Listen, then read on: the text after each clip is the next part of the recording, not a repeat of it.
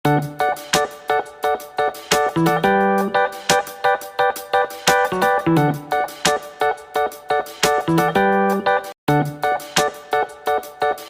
semua, Pagi, Bu.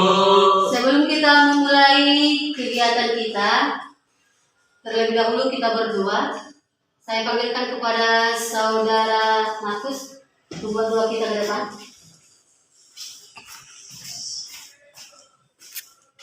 Mari kita berdoa. Terima kasih Tuhan pada pagi hari ini Engkau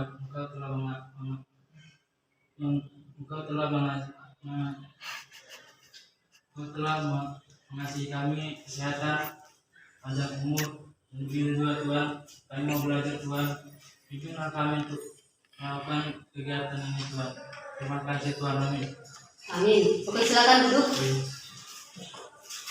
Kita lanjutkan topik pembelajaran kita hari ini, yaitu judulnya menjadi pembawa damai sejahtera.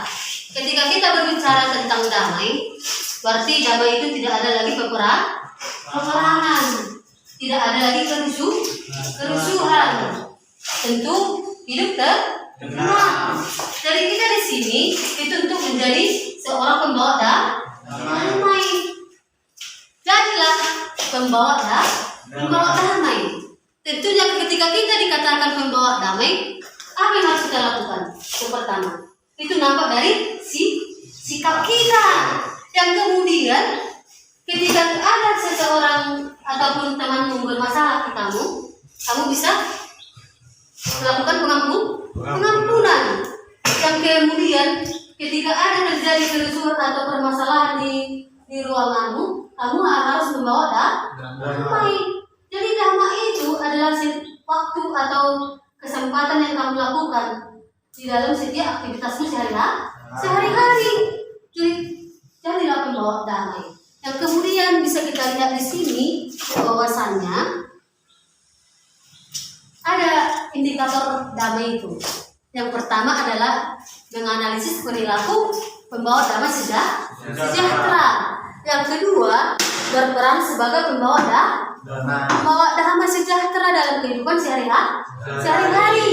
Yang kemudian adalah melaksanakan tanggung jawab sebagai murid Kristus dalam kehidupan sehari-hari. Jadi intinya di sana, ketika kita berdamai itu dilakukan oleh siapapun juga, bukan hanya murid-murid, orang tua juga, anak-anak juga harus menjadi pembawa damai. Yang menjadi pertanyaan untuk Roni, apa yang sudah pernah kamu lakukan ketika temanmu menghadapi perselisihan berhubungan dengan pembawa damai tadi?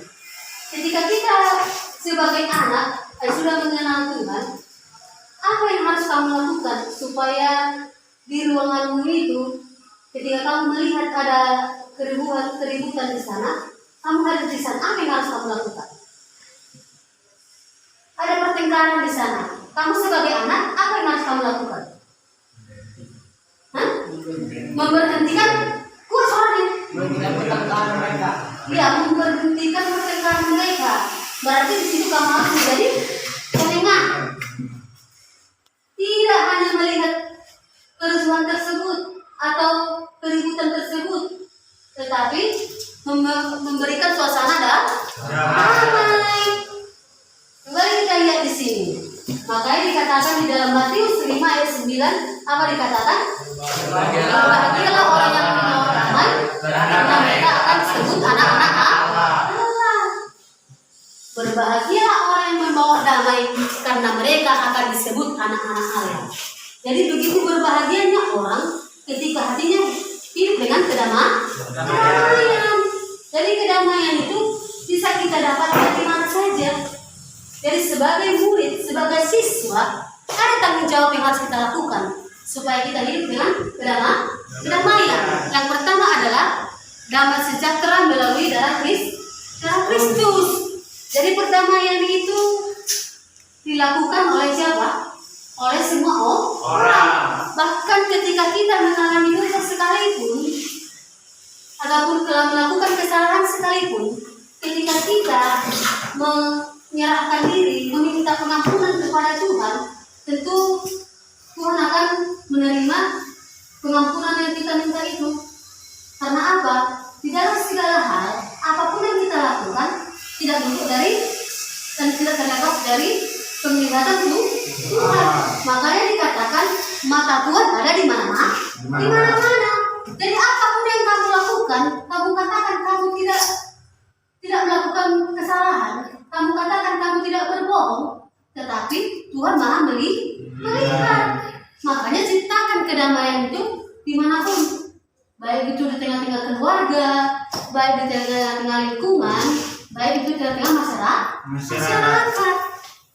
Yang kemudian perhatikan di sini contoh menjadi pembawa hidup damai. Itu gambar siapa? Coba analisis.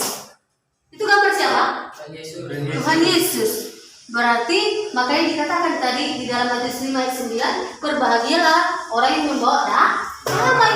Di dalam Yesaya 9 ayat 6 coba bacakan. Sebab seorang anak telah lahir untuk kita, seorang putra telah diberikan untuk kita, nama kita di atas baunya, dan namanya disebutkan Allah, Penasihat Ajaib, Allah yang Kuasa, Bapa yang Kuat, Raja Damai. Iya, artinya kehadiran Kristus juga membawa damai kepada semua umat manusia. Berarti bukan hanya kepada orang percaya, tetapi bahkan kepada orang berdosa. Bahkan jelas di situ tadi, bahwa di bawah itu tadi. Ini yang jadi patokan ke kamu. Istilahnya, ini pedoman hidupmu. Matius 5 ayat 9 itu. Ketika kamu membawa damai, kamu akan disebut anak-anak Allah. Jadi anak-anak Allah itu kita tunjukkan dari perbuatan kita sehari-hari. Coba perhatikan yang ini. Ada 3 macam damai. Yang pertama adalah damai antara manusia berdosa dengan Allah. Yang kedua adalah Yesus datang pada hari Natal untuk membawa damai. Yang ketiga adalah saudara semua atau kita semua ditunjukkan Tuhan atau diberikan tanggung jawab oleh Tuhan supaya kita selalu memberikan kesejukan kepada orang lain. Sejauh ini ada yang kamu tanyakan? Ada? Jelas? Jelas. Oke, kita lanjutkan.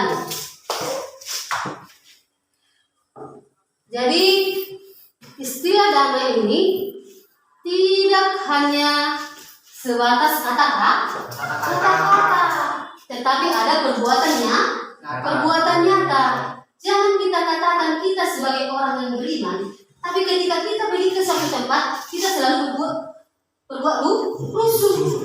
Orang tidak senang melihat kita. Tetapi mari kita, ketika kita berada di satu tempat, kita memberikan ketenangan. Orang menunggu-nunggu kehadiran kita. Orang berusaha mencari-cari kita. Di mana ya si Mikael itu? Enggak muncul. Kalau enggak ada si Mikael, tak damai suasana ini, tak damai ruangan ini. Jadi artinya hidup sebagai anak-anak Tuhan harus menunjukkan sikap hidup damai. Oke, karena waktu kita sudah mau habis. Sebelum ada di situ kesimpulannya. Kesimpulan yang pertama apa? Saudara-saudara semua dan anak-anak yang sekalian harus menunjukkan damai. Karena apa? Damai yang diberikan oleh Tuhan itu tidak cuma-cuma. Yang kemudian, yang kedua adalah menganalisis istilah damai dengan Tuhan. Berdamai itu berarti berdamai dengan sesama, terutama berdamai dengan Tuhan, berdamai dengan Allah, lalu berdamai dengan diri sendiri. Jadi ketika kita katakan kita berdamai dengan orang lain, berarti yang terutama adalah berdamai dengan Tuhan. Berdamai dengan Tuhan berarti kita menyerahkan kehidupan kita kepada Tuhan, baik itu susah atau senang. Berdamai dengan Tuhan berarti ada hubungan yang intim dengan Tuhan. Hubungan yang dekat dengan Tuhan. Ya, sejauh ini Markus, ada yang kurang kamu pahami dengan damai itu? Sebelum kita tutup, karena waktu kita sudah belum berakhir. Kalau temanku misalnya harus ribut dengan temannya yang lain atau tidak saling cakap, apakah itu hidup damai? Ketika kamu tidak bermusuhan atau tidak cakapan atau tidak ngomongan dengan temanmu, apakah itu dikategorikan hidup dengan kedamaian? Tidak. Tetapi apa yang disebut dengan kedamaian itu berarti hidup akur dengan orang lain. Tidak ada permusuhan, tidak ada sakit hati. Oke, karena mau berakhir, ada penugasan yang mau ibu buat. Yang pertama, coba tulis di situ. Yang pertama, menganalisis hidup damai dalam kehidupan manusia. Coba tulis. Yang pertama adalah 1. Menganalisis hidup damai dalam kehidupan manusia. Yang kedua, menciptakan hidup damai dalam kehidupan sehari-hari. Dan yang ketiga, mengevaluasi makna hidup damai menurut Alkitab. Jadi ini tugasmu dan kamu kerjakan itu di buku tugas. Minggu depan kita lanjutkan dan kumpulkan itu sesuai dengan waktu yang ibu katakan. Dibuat di buku tugas lalu dikumpulkan. Oke? Itu penugasannya. Jadi tugas kita atau pelajaran kita akhiri. Untuk menutup kegiatan kita, saya panggilkan Roni ke depan untuk menutup pelajaran kita. Jadi hiduplah dengan damai kepada semua orang. Oke, silakan Roni. Tutup dengan doa. Terima kasih Tuhan, terima kasih Tuhan karena Kau sudah kami. Tuhan, terima kasih kami dan Kau buka doa kami supaya kami dapat dalam hati Tuhan. Juga Tuhan, nanti ini nanti kepada kami kelas, buka perjalanan kami. Apa yang saya pada nikmat mana terus kami membaik Tuhan dan Kau segala sejahtera Allah memperhendak mendengar kami. Tidak mau minta kekerasan sama orang. Oke, silakan duduk. Oke, selamat pagi anak-anak. Pagi. Di depan silakan kerjakan tugasnya dan pelajari pelajaran kita.